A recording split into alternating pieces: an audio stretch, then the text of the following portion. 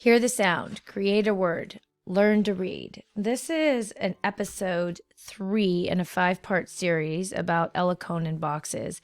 And in this episode, we're going to have a little bit of a discussion about language essentials for teachers of reading and spelling.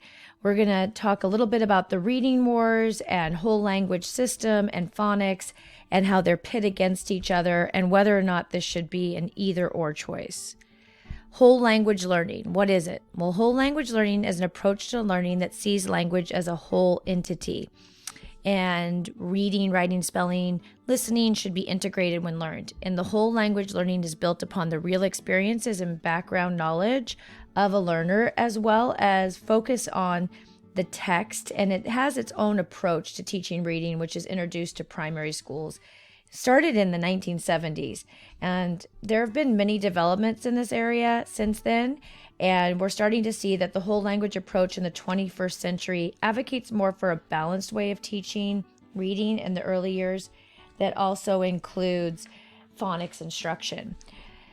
But there still is this discussion. There's this discussion about which one is better, and is it better to use the text as a contextual reference and get kids interested in reading, or actually use the science of reading. I personally advocate for both of them, but let's talk a little bit more about phonics learning before we go into that idea of blended learning. We can see here this teacher is using the text, but she also has some thinking about what is reading, what does it infer, and this can really be seen as a whole language approach. And when at phonics learning, we're looking more at phonemic awareness, phonics and word study, vocabulary fluency, and that this makes comprehension. And we want to link the phonemic awareness to phonics. But we also know that it's systematic and it is taught explicitly on how to practice reading and writing. It does include some flexible instruction, and it can be taught in an integrated literacy program. So why is there this idea? Well, what is phonological awareness? Let's take a flashback to episode 1. Flashback. If you remember, we introduced what was phonemic awareness, and we discussed this from the point of view of the word drum, right? Phonemic awareness is the understanding that words are made up of phonemes or individual units of sound that influence the meaning of the word. Let's go on with this. So let's talk a little bit about, then why is there the reading wars? What are the reading wars? Is it even necessary? Because if you're in whole language teaching a blended approach, aren't you teaching phonics? Let's take a moment, just listen in. We won't watch the whole video, but just a little bit. So for those of you who have never heard about this before, in education there's kind of an ongoing civil war concerning how do we best teach kids how to read. Now, one camp says it's all about teaching kids about letter-sound combinations. So how do letters sound? How do we link those together to make words cool? The other camp says we need to teach kids to read holistically. Don't worry about the letters, don't worry about the sounds. What does the word as a whole look like, and can use the context to recognize each word in turn? So you've kind of got the grapheme phoneme versus the whole word reading camps. Now, they've been battling for about 30 years, and this paper provides pretty strong evidence for. So if you're interested, he has a ton of videos, and it's also really helpful. He outlines papers, and if you're an educator, he's a really, really valuable resource. So what exactly is the debate? Why is there debate? How to best teach reading is one of the most controversial topics in education, and the controversy concerns whether early instruction should focus on letter-to-sound correspondence so that children can learn to sound out words, systematic phonics, or focus on the meanings of written words embedded in stories, whole language. This debate, as you just heard, started decades ago. 2 really interesting articles were written in the Washington Post in 2019, as well as in the New York Times in 2022. And both of them still are capitalizing on that idea of, in the fight over how to teach the reading, the guru makes a major retreat. So they're still pitting those ideas together. And if you're looking at the Washington Post article, she's still discussing this idea of, is it necessary to understand?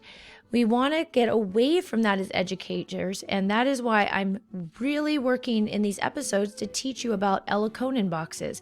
They can be used in either approach, taking a little bit of time to see that even though there's differences in the whole language, the key differences between phonics instruction and whole language approach is the focus in the early literacy. Phonics stresses letter sounds within words, while whole language prioritizes making meaning from the complete words. Can't they work together? In the Elkonin boxes, you can use those boxes to then write from those words. So we can use them to not only do phonemes, but letter recognition and then using them to write. Why not blended learning? Right? Just put them all together, blend it up. What is best for the student? There's a lot of gaps in the research over the debate, phonics or whole language.